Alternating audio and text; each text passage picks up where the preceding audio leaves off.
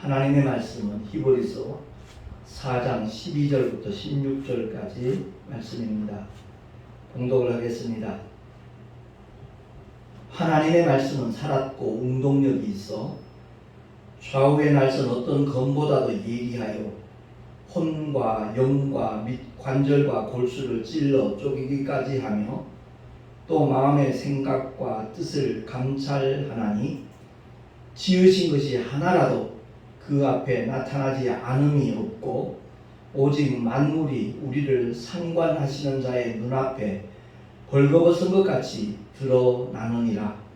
그러므로 우리에게 큰 대제사장이 있으니 승천하신 자 곧 하나님 아들 예수시라. 우리가 믿는 도리를 굳게 잡을지어다. 우리에게 있는 대제사장은 우리 연약함을 체휼하지 아니하는 자가 아니요 모든 일에 우리와 한결같이 시험을 받은 자로 돼 죄는 없으시니라. 그러므로 우리가 긍휼하심을 받고 때를 따라 돕는 은혜를 얻기 위하여 은혜의 보좌 앞에 담대히 나아갈 것이니라. 아멘. 기도하겠습니다. 하나님의 긍휼하심을 받고 때를 따라 돕는 은혜를 얻기 위하여 은혜의 보좌 앞에 주 예수의 이름을 힘입어 담대히 나왔습니다. 존귀하신 하나님 아버지, 증거되는 하나님의 말씀 위에 주께서 기름 부어 주셔서 깨닫게 하시고 또한 우리로 하여금 결단할 수 있는 은혜도 허락하여 주셔서 아버지의 거룩하신 뜻을 이 땅에 이루어 나가시는 일에 정말 아름답고 선하게 쓰임받을 수 있는 우리 한 사람 한 사람 되게 하여 주시옵소서. 우리 구주 예수 그리스도의 이름으로 감사하며 기도하옵나이다. 아멘.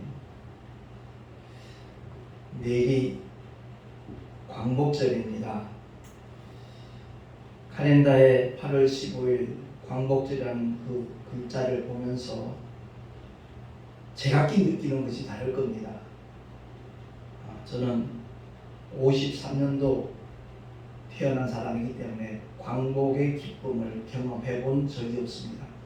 다만 어른들로부터 들은 얘기를 통해서 왠지 모르게 일본 사람들이 싫고 미워지는 그런 마음을 가질 때가 있었었죠. 왜냐하면 일제의 탄압에서 정말 힘들게 고통스럽게 이름도 뺏기고 나라만 뺏기는 것이 아니라 언어까지도 다 박탈당하는 그런 고통 속에서 괴로움 속에서 눈물로 정말 지내던 우리 선조들이 광복의 기쁨을 맞이했을 때 아마 목이 터지라고 대한독립 만세를 아마 외쳤을 겁니다. 국가적인 어떤 행사할 때 가끔 만세상창을 하긴 합니다만 그들이 느꼈던 감격과는 엄청난 차이가 있다는 것을 우리가 알 수가 있죠. 경험하지 못하면 그렇습니다. 아이들이 하는 말은 그냥 말이라 그러고 어른들의 말은 말씀이라고 이렇게 존대어를 쓰죠. 하나님의 말씀은 그런 맥락과는 전혀 다릅니다. 사람의 언어는 혼적인 존재이고 하나님의 말씀은 영이십니다. 그래서 그 말씀은 얼마든지 죽은 자를 살리시고 그야말로 하나님의 자녀되는 권세까지 얻을 수 있는 놀라운 하나님의 생명과 축복이 그 말씀 속에 담겨져 있는 것이죠. 오늘 본문의 말씀을 통해서 히브리서 기자는 이렇게 말씀하잖아요. 하나님의 말씀은 살았고 운동력이 있다. 좌우의 날선 어떤 검보다도 예리하다 라고 말하면서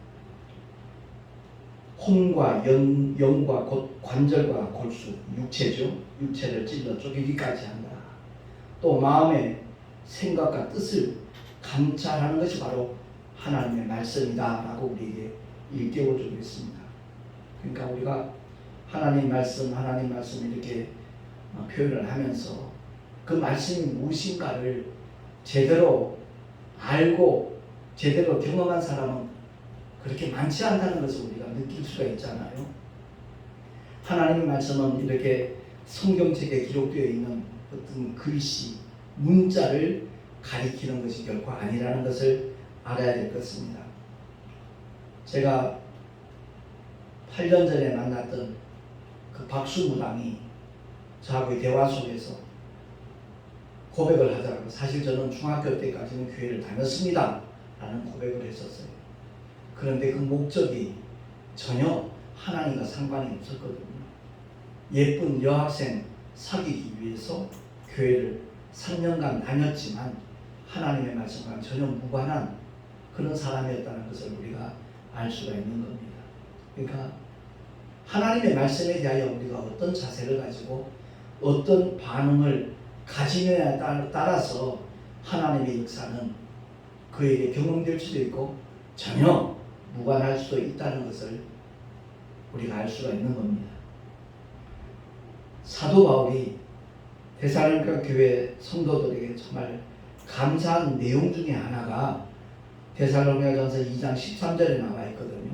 우리 한번 한 목소리로 합독을 하겠습니다. 주보에 나와 있으니까 시작. 너희가 우리에게 들은 바 하나님의 말씀을 받을 때에 사람의 말로 아니하고 하나님의 말씀으로 받으니 진실로 그러하다. 이 말씀이 또한 너희 믿는 자 속에서 역사하느니라.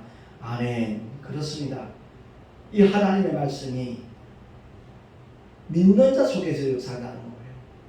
다시 말해서 정말 하나님은 살아계시고 우리를 구원하시고 우리에게 놀라운 기사와 이적을 허락하시고 예비하신 축복까지도 아낌없이 허락하시는 우리의 아버지라는 사실을 알고 설교를 들을 때건 성경을 읽을 때건 바로 성령의 감동 감화를 쫓아서 하나님의 말씀을 받는다라면 그 말씀은 놀라운 은혜와 역사를 우리에게 경험하도록 인도하실 것이라는 말씀입니다. 그러니까 우리가 하나님의 은혜를 무엇보다도 사모해야 돼요. 사모하기에 앞서서 내가 어떤 존재인가 하는 것을 깨달아야 돼요. 성경이라는 그 거울에 나 자신을 비춰볼 때 도무지 지옥 형벌을 면할 길이 없는 죄인이라는 사실을 발견해야 되는 겁니다. 그것을 깨닫는 것이 바로 은혜의 첫걸음이 되는 겁니다. 아, 나는 영원히 지옥 형벌을 받을 수밖에 없는 더럽고 추악한 존재구나. 본질상 진노의 자식이었구나 하는 것을 인정을 하고 죄인이니까 나를 살려주실 구세주가 필요하다 하는 것을 절감하면서 정말 사모하는 심령으로 목마른 사슴이 시냇물을 찾은같이 주님의 은혜를 갈급하며 찾을 때에 하나님의 은혜는 바로 그런 사람에게 더디펴진다는 것입니다. 그러니까 은혜의 첫걸음은 죄인임을 깨닫는 겁니다. 깨닫는 것으로 끝나는 것이 아니라 전심으로 메시아를 찾을 때 바로 그 은혜는 그 사람에게 더디펴진다는 말씀입니다. 그래서 주님이 친히 이 세상 모든 사람들에게 하신 말씀이 있죠. 마태복음 11장 28절 시작. 수고하고 무거운 짐진 자들아 다 내게로 오라. 내가 너희를 쉬게 하리라. 아멘. 수고하고 무거운 짐. 우리 이 세상 살아가다 보면 뜻하지 않은 어려운 문제들도 만나고 또 고난을 경험할 때가 있지 않습니까? 그리할 때 참 무겁게 느끼잖아요. 그 모든 짐들을 주님 앞에 나가서 내려놓으라는 겁니다. 물론 주님이 하신 이 말씀은 그런 짐들을 포함해서 가장 근원적인 문제를 말씀하는 거죠. 죄의 짐입니다. 죄와 허물로 죽었던 우리를 살리셨도다라고 에베소 교회를 향해서 사도 바울이 일깨워 주잖아요. 우리 육신이 죽었다는 얘기가 아니에요. 우리 영이 이미 죽었다는 거죠. 그 기능을 상실했다는 겁니다. 소멸됐다는 얘기가 아니라 하나님과의 관계와 완전히 깨졌다는 거예요.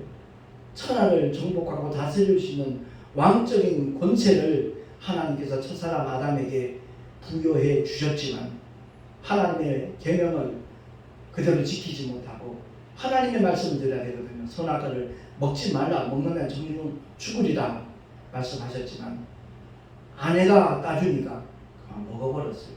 그 바람에 아내 배후에 도사리고 있던 그 원수 마귀에게 아담이 가졌던 그 모든 왕권을 송두리째 넘겨준 거예요. 이야만 한 겁니다. 그래서 마귀를 가리켜 예수님은 세상 임금이라고 표현하는 이유가 바로 거기에 있는 겁니다. 근데 2000년 예수님이 십자가에 못 박혀 피 흘려 죽으시고 부활하시는 순간 마귀는 이미 불법자가 된 겁니다. 왜? 주님이 이 세상의 모든 죄를 처리하셨기 때문에, 사하셨기 때문에 더 이상 마귀하는 모든 괴계와 일들은 불법입니다. 그래서 마귀를 대적하라 라고 성경은 우리에게 권고하고 명령하고 있는 겁니다. 어쨌든 현실적인 어떤 도움이 절박해서 안타까운 마음으로 교회를 찾는 경우가 허다하잖아요. 그것은 하나의 여기 칠판에 나와 있듯이 계기만 되는 겁니다. 신앙생활의 동기가 되는 것이지 그 자체가 목적으로 끝나는 사람이라면 그 사람은 참으로 딱하고 불행한 사람이 되는 겁니다. 누구나 다 현실적인 문제 때문에 저 역시도 군생활하면서 중대장하고의 관계가 너무 불편하고 괴로워서 주일만이라도 중대장을 안 봤으면 좋겠다는 마음으로 찾은 곳이 신술 감리교회였거든요. 참 하나님께서 불쌍히 여기셔서 그런 환경과 사건을 통해서 사람과의 관계를 통해서 피할 길을 허락하셨는데 바로 주님의 몸된 교회로 나갈 수 있도록 제 마음을 그렇게 움직여 주셨던 것입니다. 그럼 분명히 알아야 될 것은 그 문제 해결 자체로 끝난다라면 그 사람은 참으로 어리석은 사람이 된다는 것을 성경은 말씀하고 있는 겁니다. 사실 지난 주일 새벽 2시에 교통사고 난 것은 교차로에서 신호 대기하고 있는데 뒤에서 음주운전자가 그냥 들이받은 거예요. 알코올 농도 그 수치가 자그마치 0.22 그렇게 나왔어요. 근데 제가 이 시간을 빌어서 많은 분들이 이제 자가 운전을 하지 않습니까? 운전자들에게 한 가지 알려주고 싶은 생각이 뭐냐면 저는 몰랐거든요. 그렇게 법이 많이 바뀐 줄 몰랐습니다. 아무리 보험을 들었다 할지라도 음주운전자에 한해서는 보험회사에서 그 모든 피해자에게 책임을 져주지만 그 책임진 금액만큼 심지어 치료비까지 그 가해자에게 다시 구상권 청구를 한다는 거죠. 면책금을 요구한다는 겁니다. 근데 제가 병원에 입원하고 그 다음날 저녁에 그 운전자와 부모님이 병원으로 찾아온 거예요. 찾아와서 합의금을 내놓으면서 합의서를 써줘야 자기 딸이 정말 감옥에 가지 않을 수 있도록 길이 열릴 것 같다라는 그런 선처를 간절하게 호소하기에 제가 합의서를 써주면서 보통 합의서 써줄 때 그런 문구가 들어가거든요. 민형사상 책임을 묻지 않겠다라는 그런 문구 때문에 그 다음날 보험회사 직원이 전화를 한 거예요. 목사님 병원에 계시는 동안 치료받는 그 모든 걸 우리 보험회사 책임을 지지만 그 금액만큼은 다시 목사님이 써준 합의서의 내용을 보니까 민형사상이라는 표기를 했기 때문에 목사님이 전부 다 다시 물어야 되는 겁니다. 라는 얘기를 하는 거예요. 그 말을 듣는 순간에 법이 이렇게 많이 바뀌었구나. 예전에 한번 그런 사고가 있었을 때는 합의금을 받는다 할지라도 보험회사에서 별도의 보상금이 나왔거든요. 근데 같은 병실에 입원해 있는 환자들이 또 공교롭게도 다 택시 기사들이었어요. 그분들이 하는 말이 그런 엄청난 피해를 입었을 때는 합의금을 얼마 이하로는 절대 해주면 안 된다는 거예요. 저로서는 그게 엄청난 큰 금액이에요. 근데 고작 그 금액에 합의를 해주라는 얘기를 반복해서 자꾸 하는 거예요. 근데 그 부모님이 와서 정말 간절하게 사람 한번 살려주는 셈치고 법을 떠나서 도와달라. 그래서 이제 그렇게 합의서 써준 것이 결국 그런 결과를 초래하게 되었구나 하는 것을 알고서는 그 다음날 바로 제가 병원실에다가 퇴원을 하겠습니다 그랬어요. 왜 그러냐고, 더 치료받아야 되는데.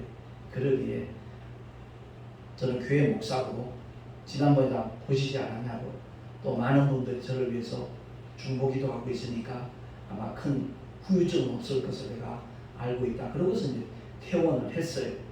그러고 난 다음에 3일 후에 또 1박 2일 동안 제가 치료받은 치료비가 50만 6천 원 돈이 나왔더라고요. 그래서 제가 직접 가서 결제를 했습니다. 제가 이 말씀을 드리는 이유는 우리가 무엇이든지 모르면 정말 엄청난 손해나 피해나 그런 것을 입을 수 있다는 것을 제가 언급하기 위함인데, 하나님의 사랑과 하나님의 은혜의 법을 모르면 영원한 손해를 본다는 거죠.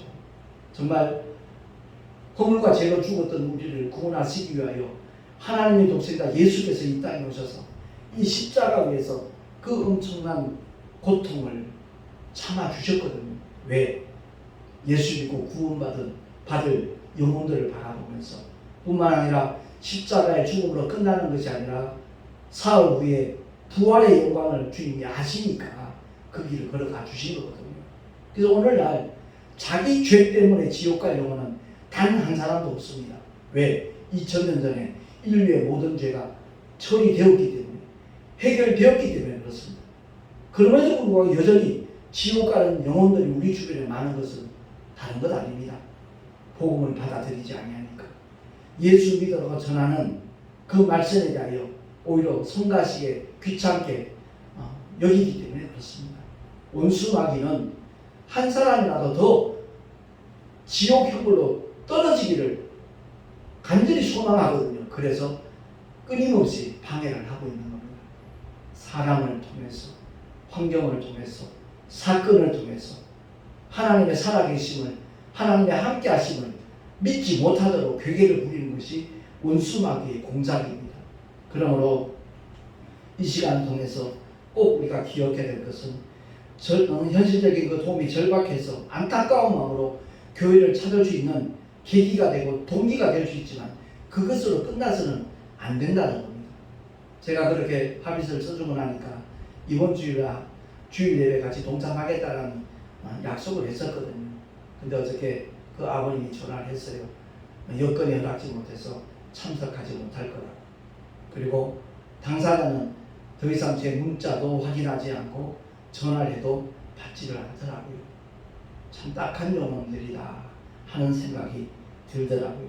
어쨌든 우리가 분명히 알아야 될 것은 하나님의 말씀은 살았고 운동력이 있는데 과연 나는 얼마만큼 그 하나님의 말씀을 경험하고 그 말씀이 실제가 되고 있는가 돌아보자는 겁니다. 베드로 전설 통해서 베드로가 이와 같이 우리에게 깨닫게 하는 겁니다. 주보에 있으니까 한 번 더 합독하겠습니다. 시작. 친히 나무에 달려 그 몸으로 우리 죄를 담당하셨으니 이는 우리로 죄에 대하여 죽고 의에 대하여 살게 하려 하심이라. 저가 채찍에 맞음으로 너희는 나음을 얻었나니. 아멘. 그렇습니다. 그 메시지 속에서 가장 중요한 게 뭐예요? 예수께서 친히 나무에 달려서 그 몸으로 우리 죄를 담당하셨다는 겁니다. 죄를 다 처리해 주셨다는 겁니다.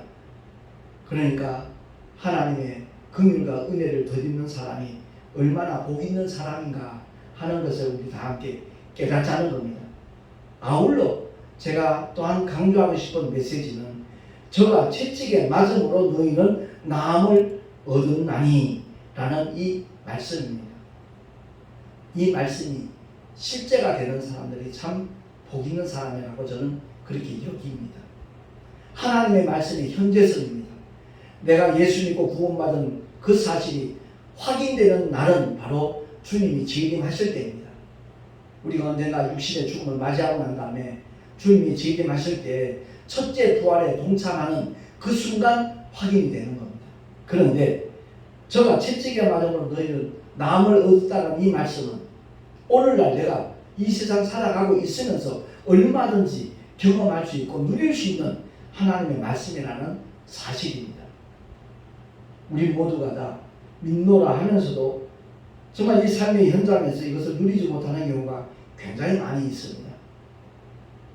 많은 분들이 저보고 아주 건강치질한 그런 표현을 해요. 제가 한두 번 고백한 적이 있지만 목회 처음 시작했을 때 35년 전에 처음 시작했을 때 거의 3년 동안은 1년에 한 번씩 연중 행사가 있었습니다. 그건 다름이 아니라 감기 몸살로 최소한 닷새 내지는 일주일도 끙끙하는 그런 그때 반복되는 일이었습니다. 근데 하나님의 말씀에 정말 새로운 조명이 있고 난 다음에 주님께서 채찍에 맞으심으로 너희는 남을 입었다라는 이 말씀을 내게 주시는 하나님의 약속으로, 내게 주신 하나님의 능력으로, 내게 주신 하나님의 말씀 능력으로 받아들이고 난 다음에는 제가 그런 질병과는, 그런 유행병과는 전혀 무관한 삶을 살아가고 있습니다. 코로나가 터졌을 때 저는 대구 한복판에 있었잖아요. 그때도 택시를 했습니다. 택시 안에서 얼마나 많은 호흡기 질환자들을 만났는지 모릅니다. 그런데 한 번도 감염되는 일도 없었고요. 하나님이 지켜주시는 것은 내 체질이 좋기 때문이 아니라 나는 어디까지나 하나님의 약속의 말씀만을 내 권리로 주장하기 때문에 그렇습니다. 물론 인간이 할 수 있는 방법은 다 동원하죠. 다른 것이 아니라 손님이 타고 내리면 한겨울이라도 창문 4개를 다 열어놓습니다. 택시 창문을 다 열어놓고 공기가 이렇게 순환되도록, 그러고 난 다음에 한 20-30초 정도 창문을 열어놓은 상태에서 환기를 시키고 다시 창문을 다 올리죠. 어찌되었든 하나님의 약속을 믿기 때문에 하나님께서 그와 같은 지혜도 주시는 것이고, 사람들이 볼 때도 너무 무모하지 않다라는 그런 인상을 줄 수 있기 때문에 제가 그렇게 처신을 했던 것입니다.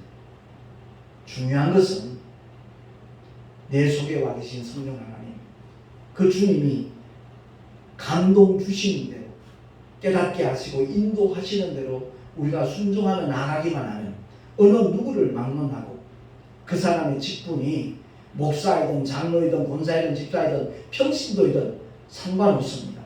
하나님의 약속의 말씀을 믿는 자에게 하나님은 그와 같은 역사를 한다는 겁니다.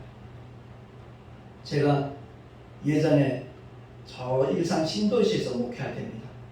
김성자 집사님이라는 분이 있었습니다. 그 집사님은 그야말로 누구보다 하나님의 은혜를 사모하는 사람인데 남편이 운전하시는 분이었어요. 근데 그 남편은 부인이 챙겨주지 않으면 절대 밥을 먹지 않습니다. 주일날도 미리 밥상을 차려놓고 나와도 안 먹습니다. 예배 마치고 돌아가서 차려줘야만 그제서야 먹는 사람입니다. 초창기에 얼마나 핍박이 심했던지 남편이 몽둥이 같은 것을 들고 내리치려는 순간에 그 집사님이 자기도 모르게 예수 이름으로 멈춰 그랬대요. 거짓말 같은 일이 일어난 거예요. 남편이 딱 굳어버린 거예요. 그 순간에 그 집사님이 뭐 성경을 많이 알아서? 아니요. 하나님의 살아계심을, 하나님의 함께하심을, 믿는 자에게 하나님의 손길이 함께하는 그 믿음을 가졌기 때문에 자기도 모르게 그 말이 튀어나왔다는 거예요. 그 후로부터 그 남편은 2번 다시 교회에 가는 일에 대하여 방해하지 않았고요. 그 딸과 아들은 정말 신앙생활 중고등부 때 열심히 했거든요. 그 집사님이 소원이 있었어요. 뭔가 하면 방언 받는 거예요. 끊임없이 그것을 위해서 기도하는 거예요. 근데 한 번은 제가 수요예배 인도하려고 강단에 딱 올라가니까 감사하는 봉투가 딱 올라져 있는 거예요. 하나님 아버지 감사합니다. 저에게 그 방언 주심을 감사합니다. 그렇습니다. 하나님의 약속을 믿고 사모하는 자의 하나님이에요. 구하고 찾고 찾는 자에게 만나 주시는 하나님이시고, 제가 그 김성가 집사님을 평생 잊을 수가 없어요. 우리 모두가 다 이런 믿음을 가질 때 하나님께서 영광을 받으시는 것이고요. 우리 모두가 우리의 삶을 통하여 하나님의 살아계심을 만나는 모든 자들에게 담대히 전할 수가 있는 겁니다. 왜? 본인이 경험을 했기 때문에 그렇습니다. 근데 단순히 이론적으로, 교리적으로 신앙생활 하는 사람은 그 은혜를 경험할 수도 없고 증거할 수도 없다는 사실입니다. 가장 중요한 것이 무엇이냐? 내가 교회를 어떤 동기로 찾아봤든 간에 그 주님은 우리의 죄를 처리해 주시기를 원하시는 하나님이시고, 뿐만 아니라 우리의 그 모든 것을 맡기기를, 거기서 벗어나기를 원하시는 분이시라는 사실입니다.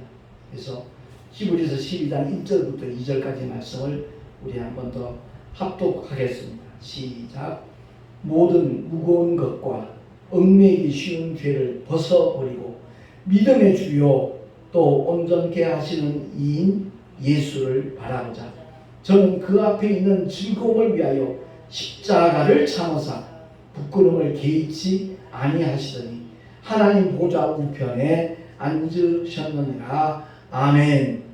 주 예수를 믿고 따르는 저와 여러분도 똑같이 이와 같은 발자취를 따라가는 하나님의 사람들이 될 수 있기를 예수 이름으로 축원합니다.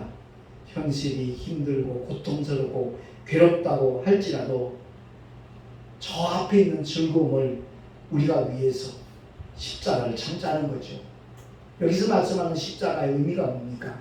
예수 믿는다는 이유 때문에 때로는 억울한 일도 당할 수도 있고 손해를 볼 수도 있고 피해를 입을 수도 있다는 거죠. 그것을 참자는 겁니다. 뿐만 아니라 부끄러움을 개의치 아니하셨다고 그랬어요. 만약에 누군가가 우리 보고 광화문 내거리에서 벌거벗고 1시간만 있으면 엄청난 축복을 준다고 약속을 했다 하십시다.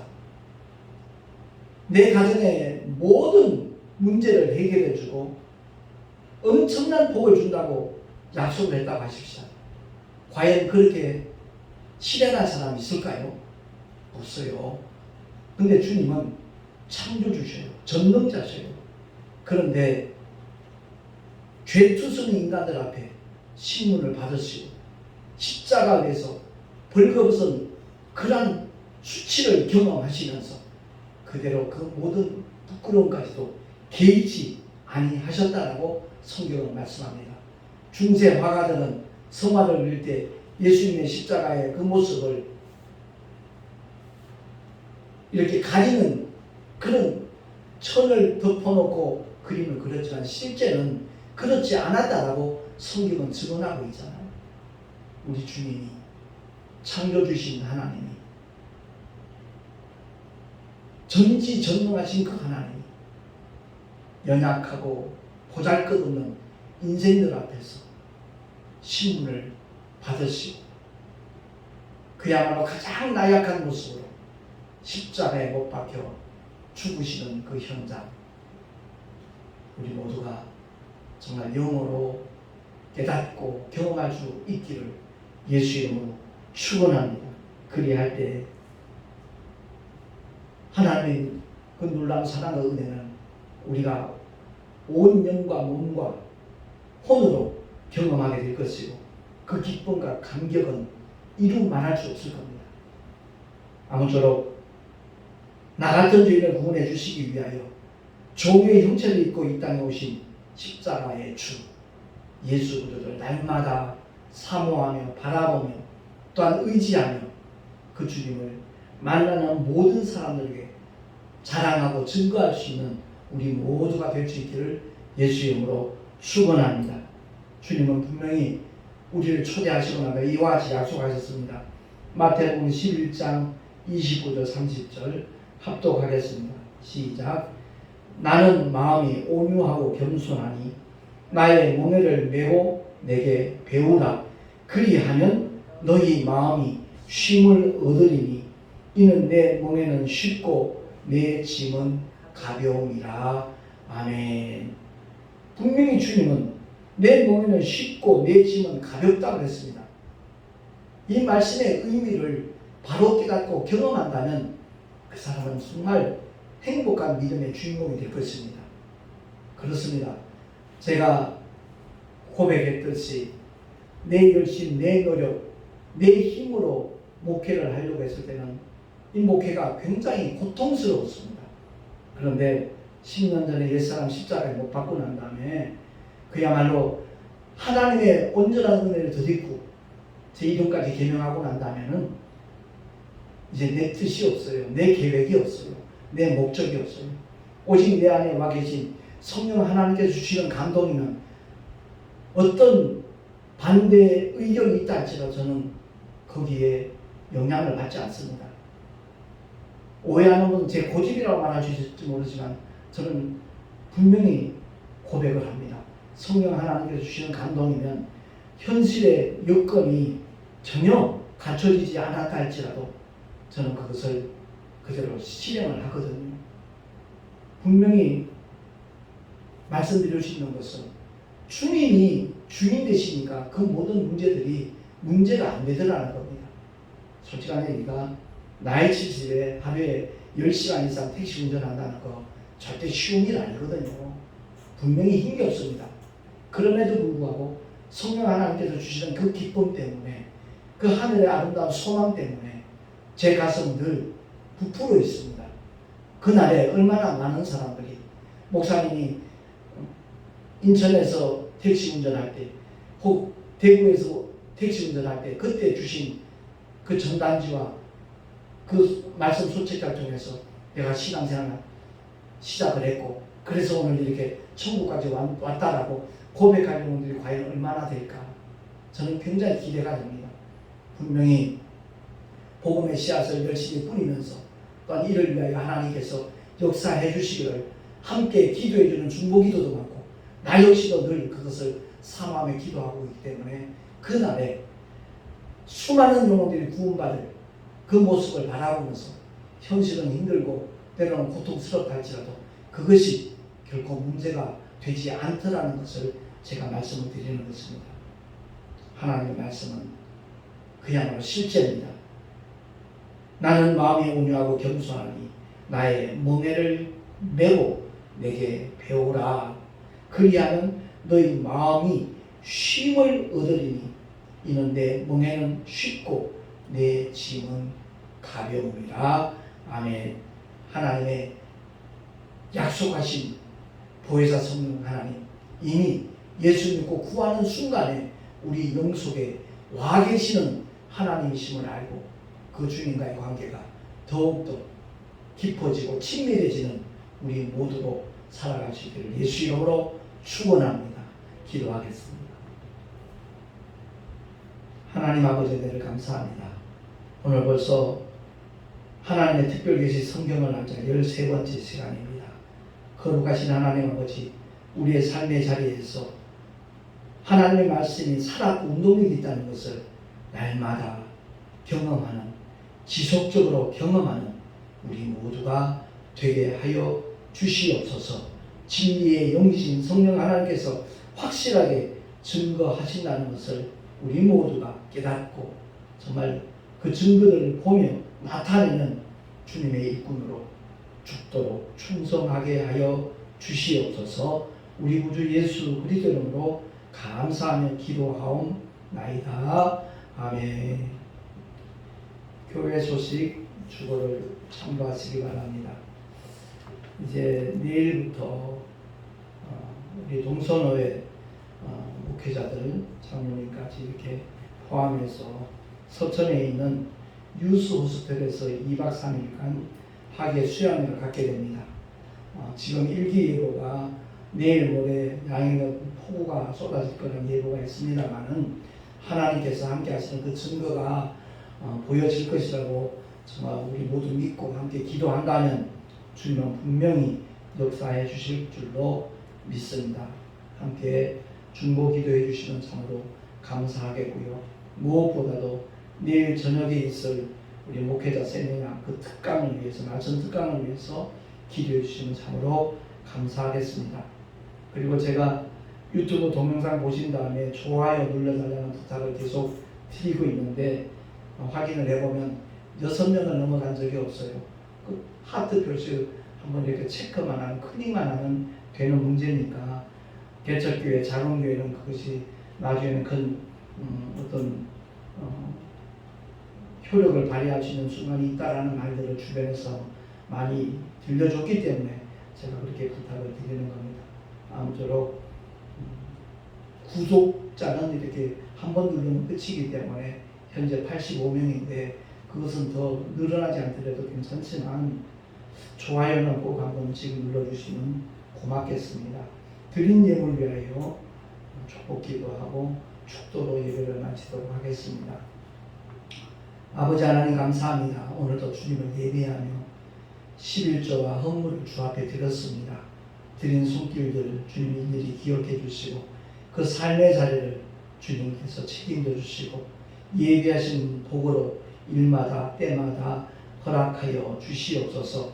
하늘의 상급으로 쌓여지게 하시는 주님을 찬양하옵고 이제는 우리 구주 예수 그리스도의 크신 은혜와 하나님 아버지의 영원하신 사랑하심과 보혜사 성령 하나님의 내주교통 인도하시가 축복하시니 주 성령 하나님께서 감동 주시는 대로 하나님의 말씀은 살았고 운동력이 있음을 알고 믿음으로 날마다 승리하며 살아가리라 결단한 하나님의 사람들 머리 위에 그 가정과 자녀들과 삶의 터전 위에 또한 주께서 피로 각주로 세우신 주님의 모든 교회들 위에 또한 내일부터 있을 2박 3일간 동성회의 학예 수양회 위에 지금으로부터 영원토록 함께 있을지어다.